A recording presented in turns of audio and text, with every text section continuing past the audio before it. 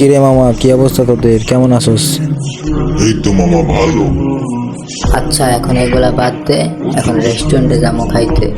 কার কাছে কত টাকা আছে টাকা দে।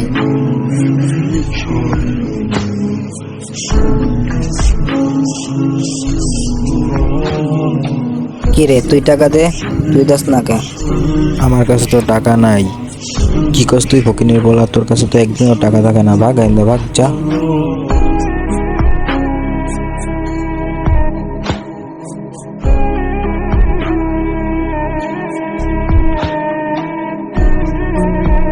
আরে ওই তোরা ওই তো খুঁজতে আসি। কি রে মামা, তুই এতদিন পর কইছিলি একটা টান দে। ওই 5 বছর পর কি আমি আইছি তোগুলা খাইতে? এখন আমি মোহাম্মদপুর থানার এসআই। চল থানায় চল। চল শালা, থানায় চল।